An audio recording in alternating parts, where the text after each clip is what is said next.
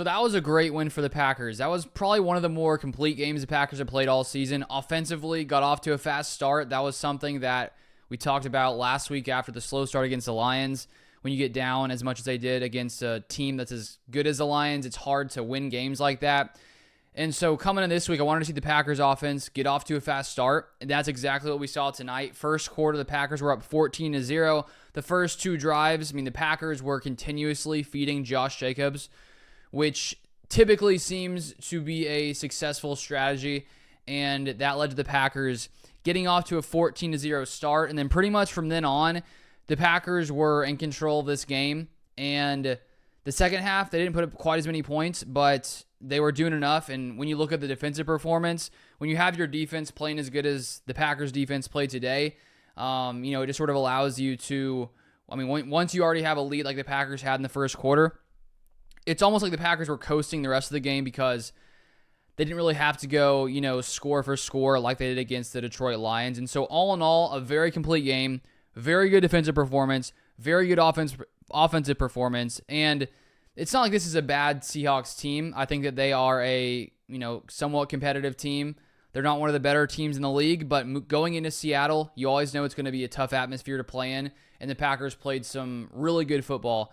And when we look at the defense, I think the biggest thing here today was we saw the Packers pass rush really come alive, and that's been the biggest weakness so far this season. They entered this game 24th in pressure percentage in the NFL, and they finished the day with 7 sacks. And I think that if this defense can consistently get this amount of pressure, if they can consistently, get this many sacks, then this is a team that can go on a playoff run, can win a Super Bowl. I really think that's one of the missing pieces we've seen so far. Lots of times this season, one of the missing pieces has been the Packers' inability to get pressure on the quarterback. And we've seen it happen from time to time, but it's been somewhat inconsistent. I would say in the past month, it's been more consistent than earlier in the season. But to see what the Packers' pass rush did tonight, that's what we're going to need to see in the next few weeks entering the playoffs, because against these top-tier offenses, you have to be able to, get the quarterback off a little bit, and that's what the Packers were able to do tonight when, Geno Smith was in until in the third quarter where he left with his knee injury. But, tons of different guys were performing. I think the biggest one that stood out today, Edgerrin Cooper, coming back from his injury, was playing lights out. He finished today with that interception later in the game, and if you look at the Packers and their overall sack numbers, Edgerrin Cooper finishes with 1 sack, 2 tackles for loss, 2 passes deflected, and 2 QB hits, and that interception. And so the fact that Edgerrin Cooper is only a rookie, the sky's the limit for him. I think that he's going to be the Packers' best linebacker in the future. Quay Walker went down with an injury. Hopefully he's going to be fine. I do think Quay has played some better football in the past month, but Edgerrin Cooper is just a very explosive player, a guy that really can just make a big difference rushing the passer, in coverage. He can sort of do it all, and so he's a big piece here that's going to be a big key to the Packers finding success in the coming weeks and the playoffs. So that was great to see him perform well. And they finished with 7 sacks overall. So J.J. Ibarra had a big day. 2 sacks, 3 tackles for loss. We also had Rashawn Gary, had some nice plays, had a sack. Brenton Cox with a sack. Devontae White with a sack. Carl Brooks with a sack. So 7 sacks and 12 QB hits. And when you're doing that, it helps the secondary. That was one thing last week against the Lions. When you're not getting pressure on the quarterback and your defense is, it just causes your defense to struggle more in the secondary. And so all in all today, the Packers defense played really well. Only allowed 6 points until late into the fourth or mid-ish fourth quarter. And so it was a very, very dominant performance. And as I said, when the Packers get off to a fast start like that and your defense plays that well, the Packers could continue to rely on the run. They held the lead majority of the game, and the defense played some really, really good football. Also, Carrington Valentine had that nice interception after the play before, nearly picking it off. The next play, he picks it off. And so it was a overall very, very good day defensively by the Packers and their defense. And Geno Smith, he had a fine day outside of the pick.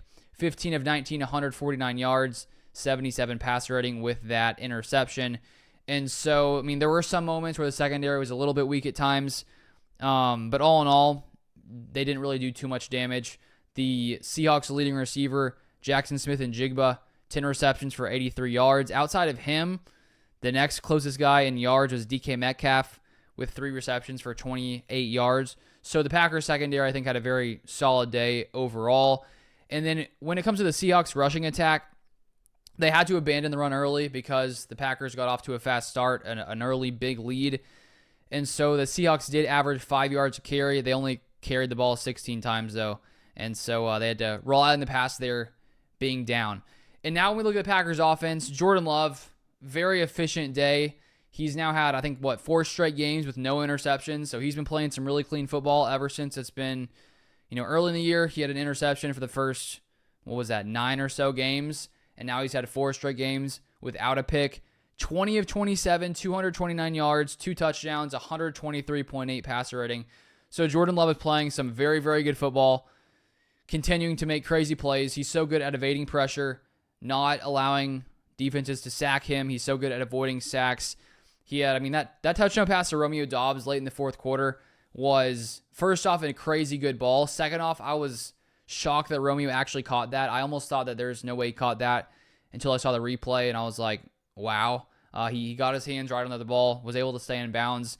So Romeo finished with 2 touchdowns on the day. And so offensively, just got off to a fast start. That's what we need to see from this Packers team when we face off against these better teams like the Lions, like the Vikings, and we saw it today. And so I think it was a good bounce back after last week against the Lions. Overall, it was a good day offensively, but the Packers scored, I think, 7 points in the first half against the Lions, 24 points in the second half. And today, they get off to a fast start, put up 20 in the first half. And when you're able to have that lead and sort of hold on to it that way, going into half up 20-3, you're just able to continue to rely on the run, not have to become one-dimensional.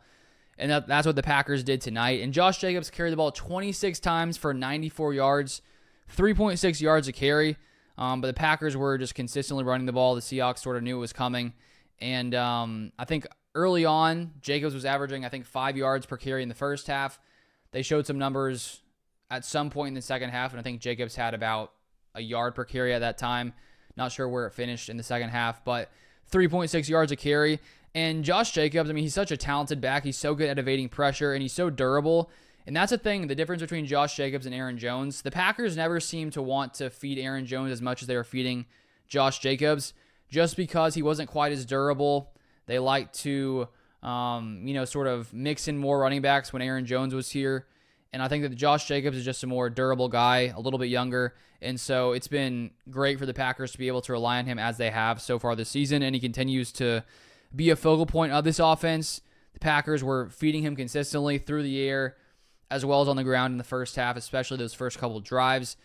He finished with a rushing touchdown as well. Also, the second leading receiver on the Packers with 4 receptions for 42 yards. So a big day once again for Josh Jacobs. And Christian Watson finished today as the leading receiver in yards. 3 receptions for 56 yards. And Christian Watson has been playing some really good football recently after coming back from his injuries. I did see him go down there in the fourth quarter, so I'm not sure if he's going to be fine, what that is. If it's nothing, if it's something, we'll keep an eye on that throughout the week. But Christian Watson has been playing some really, really good football. There was that one pass on, I think it was the left side of the field. It was like he got his feet in, beautiful catch. He's been making some really nice plays. And then Dobbs with a big day, 3 receptions, 40 yards, 2 touchdowns.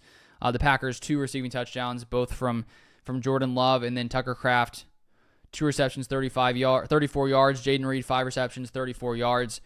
And you could tell the Packers are trying to get the ball into Jaden Reed's hands more often, just because the past couple of weeks hasn't been targeted very much. They got him the ball 3 times, rushing for 27 yards, 9 yards per carry. And entering the season, a lot of the discussion was, do the Packers need to have a legit number 1 wide receiver? Who is the number 1 wide receiver? And we've consistently seen that the Packers like to spread the ball around. There were a total of 20 receptions. The most one guy had was Jaden Reed at 5, Josh Jacobs with 4, Christian Watson, Romeo Doubs 3, Tucker Kraft 2, Wicks 2, and Chris Brooks 1. So the Packers spread the ball around a ton, and I think that is beneficial because you take away one guy, okay, awesome. We have 5 other guys, 6 other guys who can do it as well. So the Packers continue to find a way there with all their receiving weapons. And then there were 2 fumbles. Jaden Reed recovered 1 on that. I think it was that punt, I'm pretty sure. And then Josh Jacobs had the 1 lost fumble. But all in all, it was pretty much, besides that, a very clean football game for the Packers. And so now the Packers are sitting at 10-4. I think they're in a very good spot. And I am confident in this team, especially if this pass rush keeps playing like they did tonight. And then this is a very, very dangerous team that can compete with anyone. We saw them compete with the Lions last week. And if we get a game like this against some of those teams where the Packers offense comes out firing, puts up points in a hurry, this is a team that really can beat any team in the NFL. So great game overall tonight for the Packers. Let me know your thoughts in the comment section down below. If you want more Packers content, feel free to subscribe down below. I'll be out with tons of Packers videos throughout the week, so feel free to turn on the post notifications so you don't miss any Packers content or any Packers news. But thank you for watching, and I'll see you guys next time.